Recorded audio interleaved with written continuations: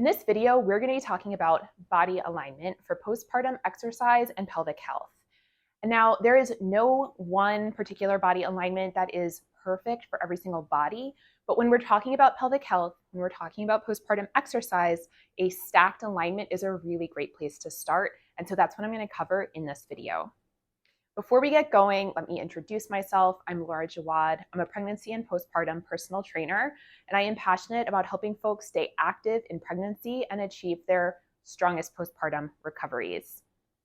The lessons that I'm covering in this video today are some of the fundamental lessons that I teach all of my one-on-one clients. So let's dive in.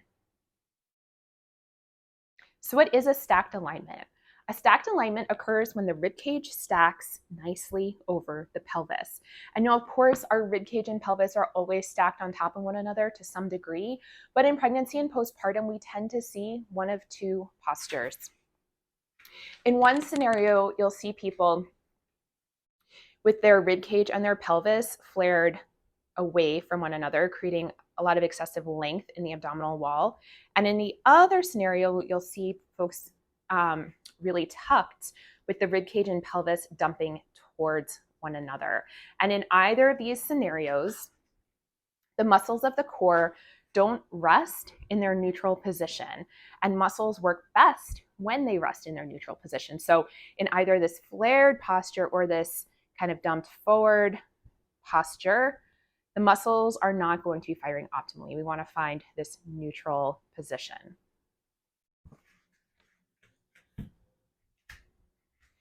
In a neutral alignment, you should be able to drop a plumb line between through your ear, your shoulder, your hips, and your ankle. And in your feet, you'll feel your weight shifted towards your heels.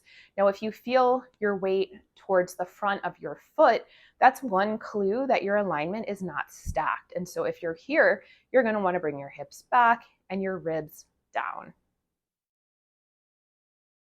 I love to explore alignment from a seated position, and I really like to do so from a stability ball. If you don't have one, you can use any kind of hard seat like a dining room chair or a bench, just something that you can really feel your sit bones grounding into, okay? We're gonna start with feet flat on the ground, and I want you to just take a second and explore the range of motion of your pelvis. So tip forward, tuck under, go back and forth a couple of times. And then I want you to tip your pelvis forward. I want you to stick out your chest so you're in this extended posture. And here I want you to take a couple of deep breaths, keeping your shoulders down.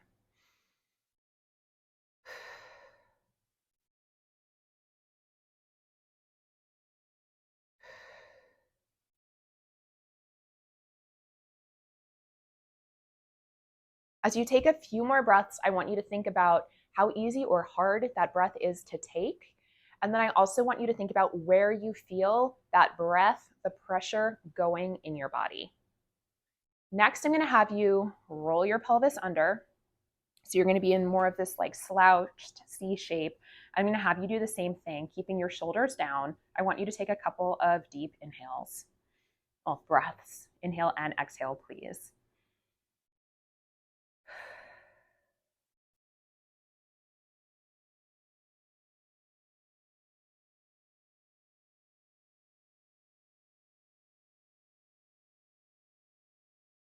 As you take your last couple of breaths, I want you to consider the same thing. How easy or hard is it to take that breath?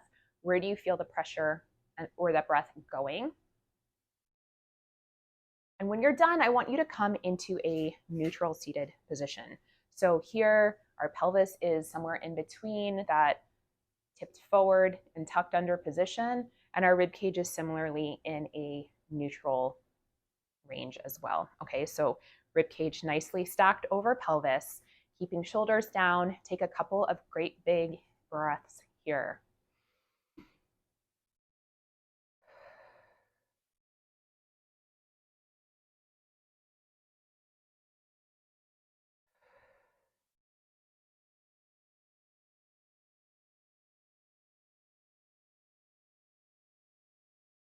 How easy or hard is that? Where do you feel the air going? Where do you feel the breath going? What I hope that you notice throughout that exercise is that when you are sitting tall with your ribcage and pelvis stacked nicely relative to one another, that it's much easier to get a nice big breath, to get a nice big exhale, okay? I want you to really get a sense of where that stack lies for you, where your neutral pelvis and neutral ribcage lie, because next we're gonna take that into some movement.